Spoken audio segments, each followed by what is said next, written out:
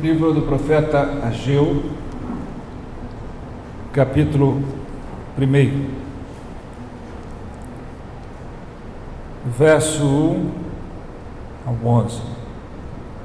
Diz assim a palavra de Deus: No segundo ano do rei Dario, no sexto mês, no primeiro dia do mês, veio a palavra do Senhor por intermédio do profeta Ageu a Zorobabel, filho de Salatiel, governador de Judá, e a Josué, filho de Josadaque, o sumo sacerdote, dizendo: Assim fala o Senhor dos exércitos. Esse povo diz: Não veio ainda o tempo em que a casa do Senhor deve ser edificada.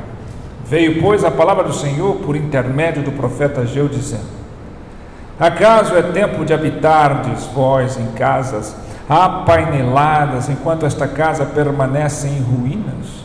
Ora, pois, assim diz o Senhor dos exércitos: Considerai o vosso passado. Tendes semeado muito e recolhido pouco, comeis, mas não chega para fartar-vos, bebeis, mas não dá para saciar-vos, vestivos, mas ninguém se aquece, e o que recebe salário, recebe-o para pô-lo num saquetel furado. Assim diz o Senhor dos exércitos: Considerai o vosso passado. Subi ao monte, trazei madeira e edificai a casa. Dela me agradarei e serei glorificado, diz o Senhor. Esperaste muito, e eis que veio a ser pouco, e esse pouco, quando trouxeste para casa, eu com assopro dissipei. Por quê? Diz o Senhor dos exércitos: Por causa da minha casa, que permanece em ruínas, ao passo que cada um de vós corre por causa de sua própria casa. Por isso os céus sobre vós retêm o seu orvalho e a terra os seus frutos. Fiz vir a seca sobre a terra e sobre os montes, sobre o cereal, sobre o vinho, sobre o azeite e sobre o que a terra produz, como também sobre os homens, sobre os animais e sobre todo o trabalho das mãos. Amém. Vamos orar. Ó Deus, obrigado, Senhor, pela leitura da Tua palavra. Fala, Senhor, fala conosco, porque precisamos Te ouvir. Fala, Senhor, fala não só aquilo que queremos ouvir, mas principalmente aquilo que nós não queremos ouvir, mas que faz parte da nossa realidade e que nós precisamos ouvir e precisamos, Senhor, atentar para o que o Senhor diz, para que de fato possamos ter a oportunidade de poder mudar essa situação, Senhor, e reverter este processo que muitas vezes nos leva para longe de Ti. Em nome de Jesus, Senhor, fala, porque precisamos Te ouvir. Amém.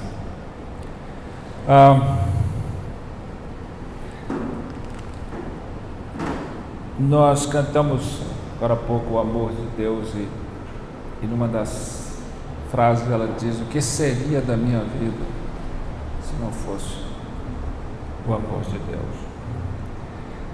Essa é uma pergunta que nós devemos sempre fazer para nós mesmos: o que seria da nossa vida se não fosse o amor de Deus? Aonde nós estaríamos agora? Às vezes precisamos parar e perceber que a dimensão mais importante da vida para aquele que crê, para o cristão, para aquele que tem Cristo comandando a sua vida, não é o passado, é o futuro. E a pergunta mais importante não é de onde eu vim, mas para onde eu estou indo. Isso não quer dizer que eu possa tirar da minha lembrança e da minha memória o que o Senhor fez por mim. Quando Jesus faz a ceia, Ele diz: fazei isso em memória de mim. E Ele está mantendo vivo nas pessoas qual é o propósito maior da vida dele aqui: salvar as nossas almas, já daquilo que Ele deu, o sacrifício vicário na cruz, derramando o seu sangue por nós, dando a vida e carregando sobre Ele os nossos pecados, como também o ainda não, que Ele vai voltar para consumar toda essa vitória para as nossas vidas. E muitas vezes nós nos esquecemos o quanto a nossa memória é curta. e nós esquecemos do que Deus fez por nós. Então, para mim, hoje, quando eu reli esse texto durante os dias passados, foi essas duas perguntas que Deus mandou, essas duas afirmações, essas duas solenes advertências que Deus mandou o profeta dizer ao povo, que é: considerai o vosso passado. Por duas vezes, assim diz o Senhor: considerai o vosso passado. Ou seja, onde você estava? O que eu fiz por você? O que seria da sua vida? Primeiro a gente precisa entender o contexto disso aqui, né? Porque nós estamos falando aqui de uma época em que o povo sai de um exílio de mais de 70 anos na Babilônia. Um povo que ficou exilado, escravizado, arrancado à força de sua terra, de suas casas e levado para uma outra nação, para um outro lugar, e viver ali em exílio durante 7 décadas. Esse povo clamou a Deus, e aí você imagina, eles estavam ali por quê? Porque o povo é mau, porque os inimigos não, eles estavam ali pelas próprias falhas dele, sucessivas falhas que acontecem com o chamado povo de Deus, pela qual nós também fazemos parte. E é uma sucessão de erros. Vem, Deus vai, cumpre a promessa, coloca eles, dá a bênção, e eles logo se esquecem de Deus e começam a viver a sua própria vida e deixa Deus de lado e vai negligenciando, se não de uma maneira abrupta, mas de uma maneira sutil, até que de repente vai mudando as suas prioridades. Agora, mais uma vez, este povo estava ali, cativo, devido à sua própria desobediência a Deus, devido à sua própria condição de vida, porque não era. Eles clamaram de novo, e aí Deus vem e levanta, porque Deus trabalha de todas as formas. Ele é poderoso, Ele não só criou tudo, como sustenta todas as coisas. Deus vai e levanta um rei chamado Ciro, rei da Síria, e Ciro levanta e diz: Ciro, você vai lá, e eu vou te dar a Babilônia, que era o império da época, vou te dar a Babilônia nas suas mãos, você vai conquistar, mas você vai libertar o meu povo. O que Deus estava falando com um rei ímpio, um rei que não era de outra nação, porque Deus pode até mover o coração de faraó, de reis, de quem quer que seja. E ele estava dizendo: Ciro, você não pode fazer nada sem mim, eu posso fazer tudo, eu posso te dar isso, daquilo. Então Deus usou um ímpio, um rei ímpio, para dominar a Babilônia e libertar seu povo que clamava por liberdade, e assim foi feito. E quando Ciro conquistou a Babilônia, libertou o povo de Deus. Aí esse povo volta, e a gente não pode esquecer de como eles voltaram quando você lê o Salmo, o Salmo 126.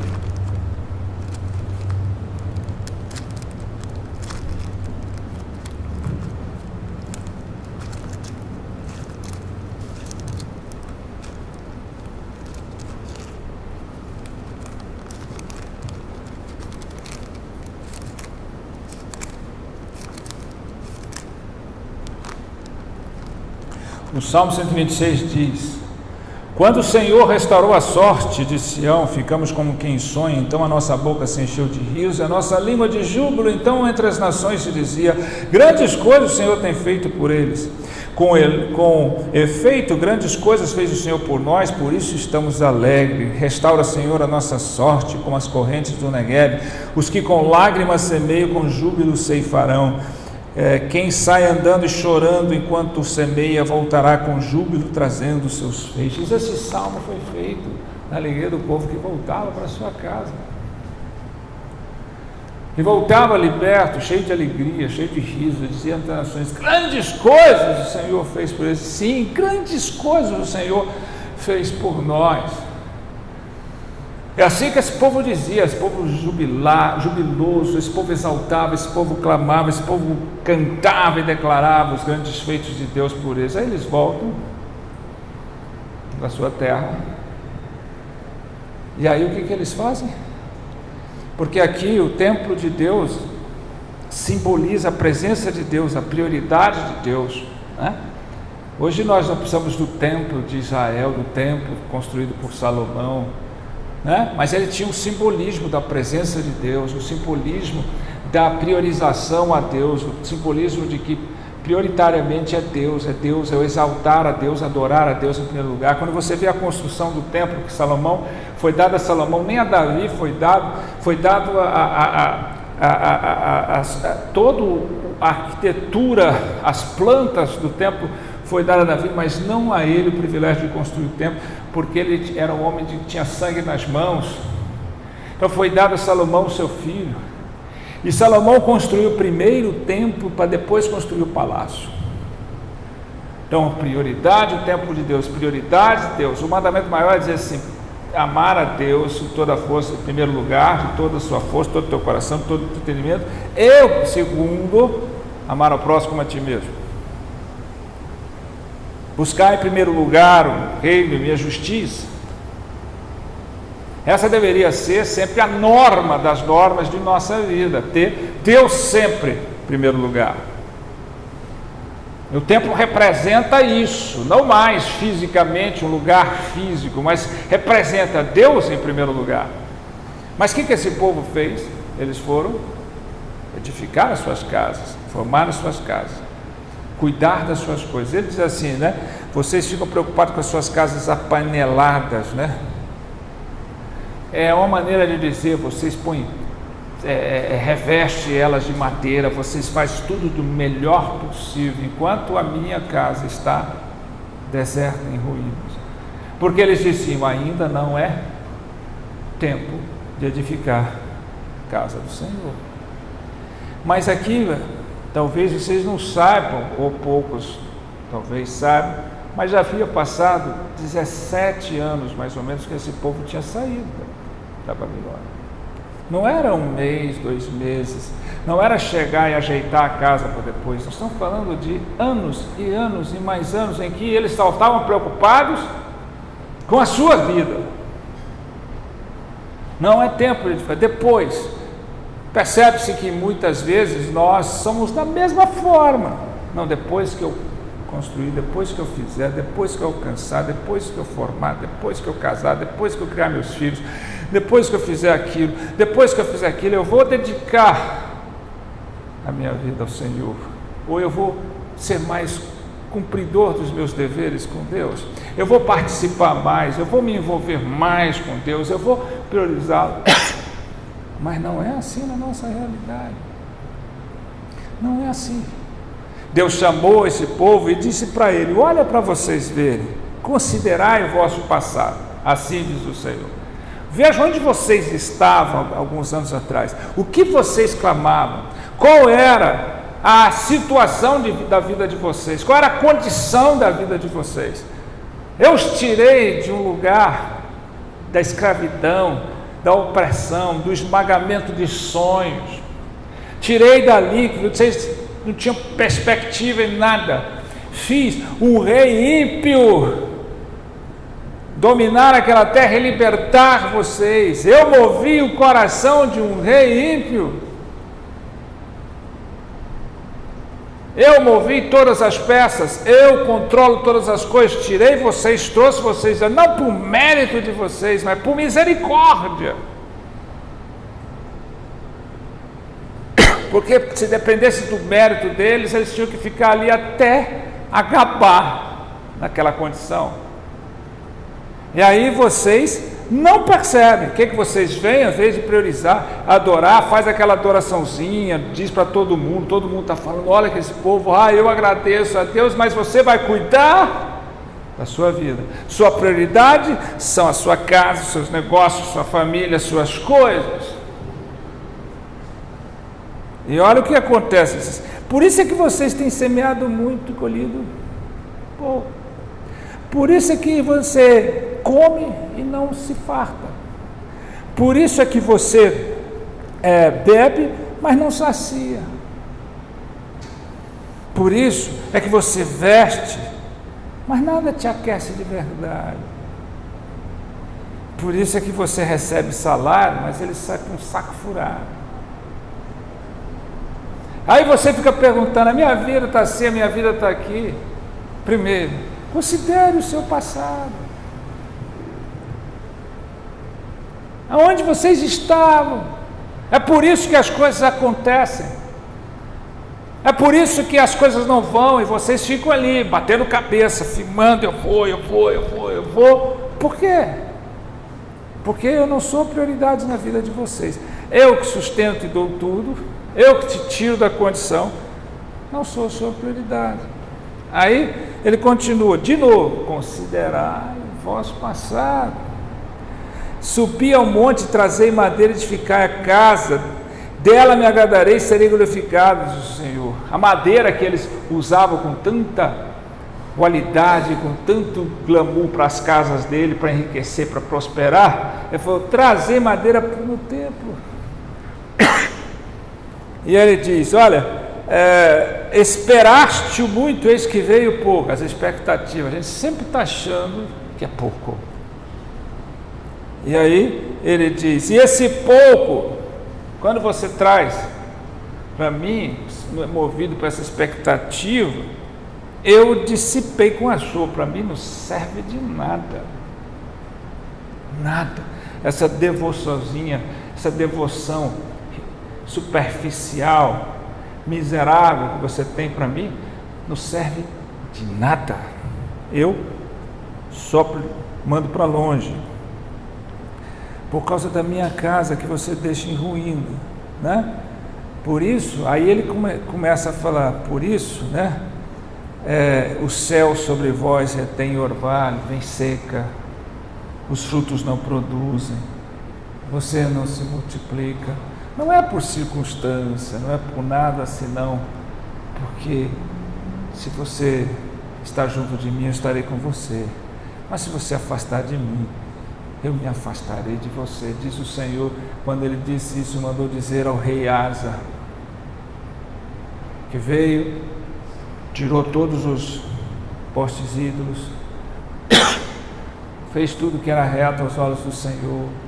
Aí de repente veio um exército da Etiópia, ia invadir, ia multiplicar, ele não tinha nada que ele pudesse fazer, ele clamou ao Senhor, o Senhor foi, atendeu e destruiu os inimigos.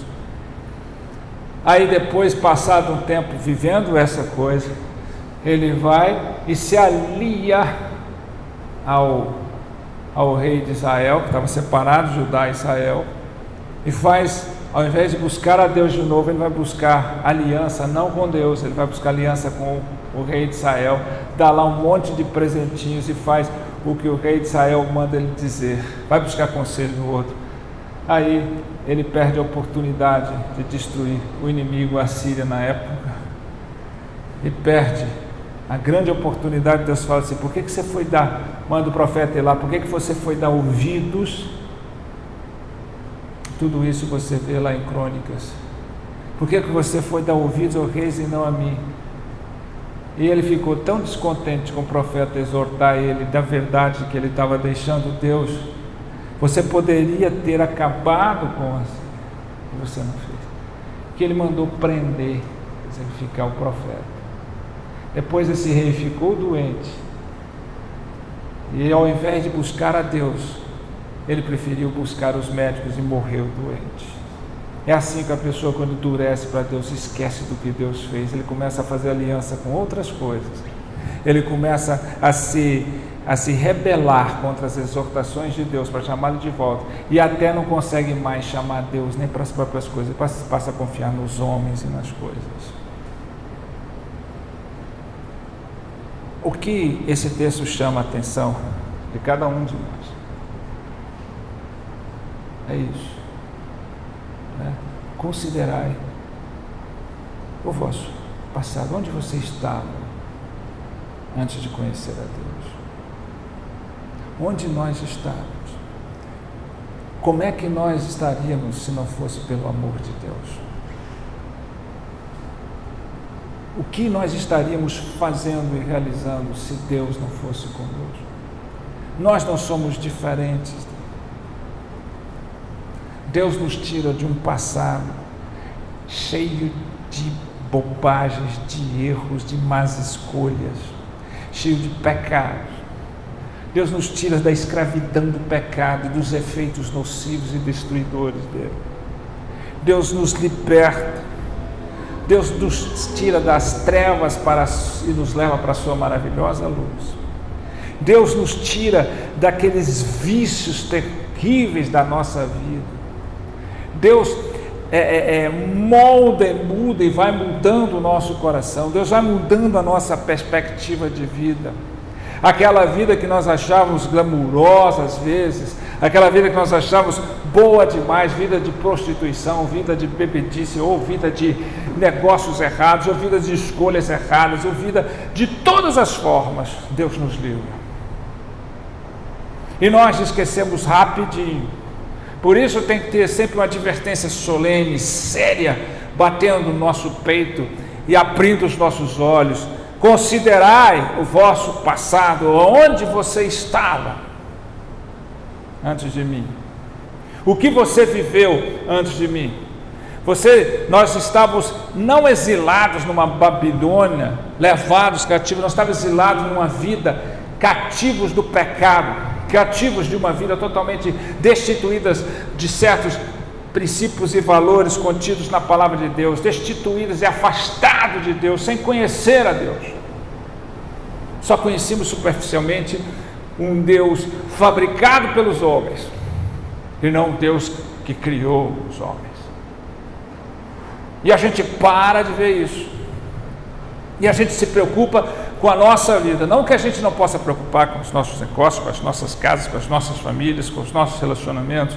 Não, podemos e devemos preocupar, mas primeiramente Deus, porque sem Ele nada disso tem valor. Mas eu agora tenho que cuidar do meu casamento. Quem te deu o casamento? Agora eu tenho que cuidar dos meus filhos. Quem te deu os filhos? Agora eu tenho que cuidar da minha casa. Quem te deu a casa? Agora eu tenho que trabalhar e ganhar dinheiro. Quem te deu capacidade para trabalhar? Trabalhe que abra as portas. Não, eu é que fiz. Não, sem Deus nós não somos nada. E aí nós vamos passar igual esse e reclamar, por que a vida não está dando certo de um lado, por que a minha vida do outro lado não está dando certo, por que as coisas estão tão complicadas, é problema dali, é problema de cá, eu não consigo resolver dali, eu não consigo ter um momento de paz, eu não consigo ter paz no meu relacionamento, até que meus negócios estão bons, mas meu relacionamento está péssimo, até que meu relacionamento está bom, mas meus negócios não estão legais, até que está bom a minha casa, mas eu não estou legal. Aí fica vivendo um monte dessas coisas e não considera aonde está Deus na sua vida. Aonde de fato está Deus na sua vida. Deus é aquele garçom que vem servir numa bandeja os seus benefícios, as suas bênçãos quando você precisa. Aí nós usamos Deus, Senhor, vem em meu auxílio. Senhor, tu bem sabes que eu preciso. Senhor, só conhece o meu coração. Eu sou fraco, eu sou frágil. Aí vem um monte de justificativas débeis diante de Deus. E Deus está falando sempre, considerai o vosso passado. Quem é que te tirou do lamaçal do pecado? Quem é que mudou a sua vida? Quem é que te deu uma esperança viva? Quem é que te sustenta de verdade? É incrível como nós saímos de situações de vida que Deus nos tira e de repente, ao invés de glorificar a Deus, nós vamos sempre buscar a autoglorificação, a autogratificação. Nós queremos ser gratificados nós mesmos pelas pessoas, a autoglorificação, vamos fazer aliança, vamos preocupar com a nossa vida e vamos dizer, ainda não é tempo de edificar a casa de Deus. Nós dizemos hoje, não a casa, ainda não é tempo de eu me dedicar verdadeiramente a Deus e colocar Ele em primeiro lugar. Como não? Quando é que vai ser esse tempo? Quando é que vai ser esse tempo? Quando acabar tudo, quando você perceber que a sua vida nunca vai chegar a lugar nenhum sem Deus. Então, tudo que estava acontecendo com esse povo chamado povo de Deus, essa mensagem é para crente. Porque eu não posso dizer para aquele que ainda nem conheceu a Deus, nem conhece a Deus, nem sabe diferenciar uma coisa de outra, mas para aquele que sabe de onde Deus o tirou. Eu estou falando para esse que sabe o valor do amor de Deus quando Ele o cativou, quando Ele o conquistou, quando Ele o transformou, quando Ele o libertou.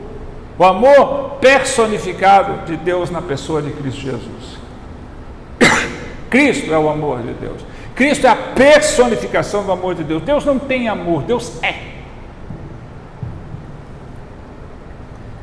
Agora, eu estou falando para crente que vive se gabando das coisas que faz, vive se gabando das coisas que tem, mas não consegue perceber que isso se tornou a prioridade dele, está negligenciando Deus. Uma hora a conta chega. Uma hora a conta chega. Porque Deus, é claro, eu vou repetir aqui o texto de 2 Crônicas, capítulo 15.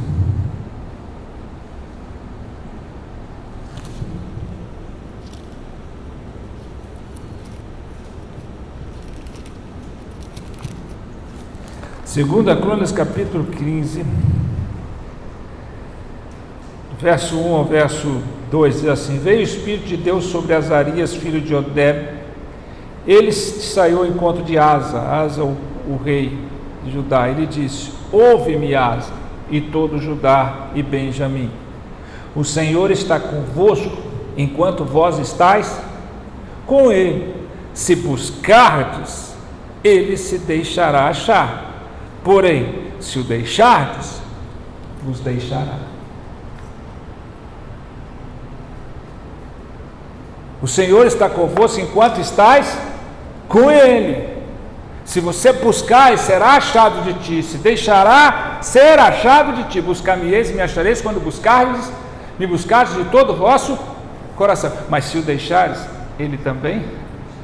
Então, para com essa mentira contada para si mesmo, que você adora a Deus, que você tem Deus e que Deus vai guardar. Se você negligencia Deus, nós temos que ser relembrados o tempo todo. Considerai o vosso passado, olha lá. Quando as coisas começam a dar certo, quando você desfruta do seu bem-estar, da sua liberdade, depois de 70 anos, a única coisa que você quer é desfrutar. Isso me lembra quando Jesus curou os 10 leprosos. 9 saíram correndo e foram para a sua família contar o que Jesus fez e desfrutar da sua família, da sua casa, que agora eles estavam livres da lepra, podiam voltar à comunhão. Mas um dos 10, que nem era judeu, voltou e foi se apresentar a Jesus. 9 agradeceram, 9 cantaram com risos, 9 celebraram e disseram: olha o que o Senhor me fez. Mas um ofereceu ação de graça, voltou para Jesus: eis aqui, Senhor. Aquele lá provavelmente não tinha mulher, não tinha família, ele só tinha ele, então ele voltou para Jesus. Para com isso. Ele voltou para Jesus porque ele entendeu que aquele que o curou, que aquele que o libertou de uma escravidão, de uma doença que o alienava da vida e dos outros, ele tinha poder e autoridade agora sobre a vida dele. Ele seria a prioridade da vida. Isso é oferecer ação de graça, é dizer: Senhor, seja Senhor da minha vida, governe meu coração e seja a prioridade em minha vida, porque sem ti eu não posso ser o melhor esposo ou esposa, nem o melhor pai ou mãe, nem o melhor amigo, nem o melhor funcionário, nem o melhor patrão. Não há casa edificada que não tenha a graça e a glória do Senhor sobre ela. Eu posso fazer a maior de todas as casas, como apanelhada, eu posso encher ela de coisas ricas e valiosas aos olhos dos homens, mas sem a presença de Deus ela não vale nada. Então, fica essa pergunta, essa afirmação exortativa da palavra de Deus a cada um de nós, né? Considerai o vosso passado. Quando você parar e for embora, sair daqui hoje, vá para casa, vai ver tudo que você tem, quais são as suas prioridades, qual é aquilo que é que você está verdadeiramente priorizando em sua vida.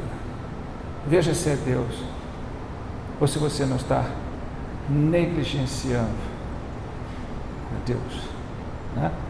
Porque quando o Espírito nos enche, escreve de novo isso no seu coração, a resposta, a evidência do encher do Espírito Santo. E nós cantamos anteriormente aqui a essa mensagem sobre o Espírito vir e nos encher, como no Pentecoste. Quando o Espírito nos enche, nós não ficamos atentos àquilo que nós realizamos. Nós primeiramente ficamos atentos sobre aquilo que nós negligenciamos.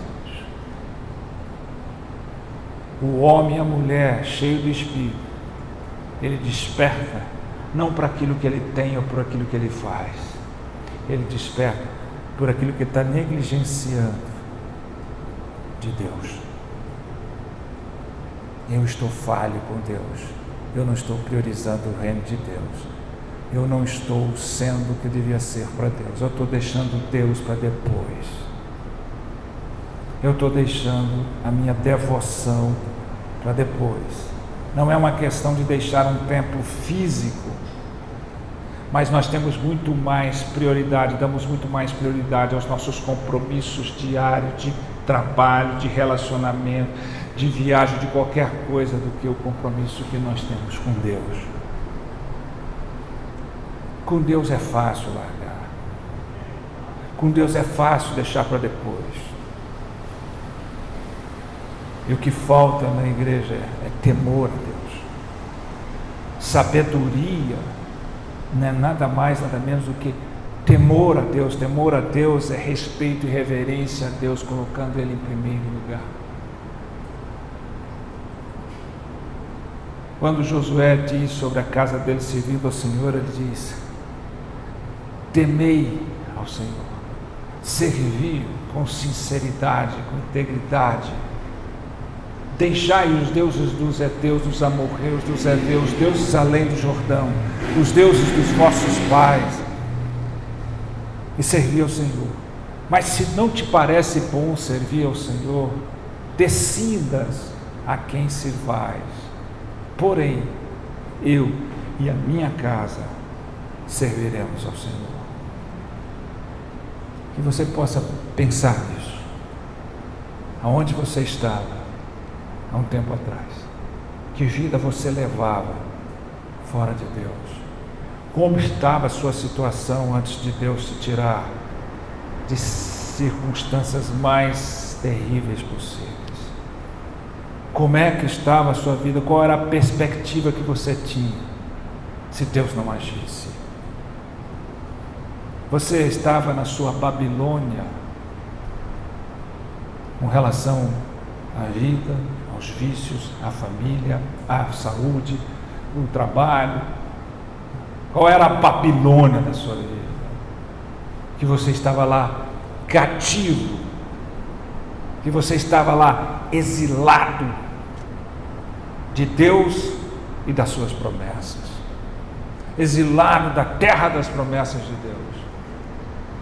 Aí Deus te libertou, Deus operou na sua vida. E qual é a sua prioridade hoje? Considerai o vosso passado. Amém? Vamos ficar de pé, vamos orar ao Senhor.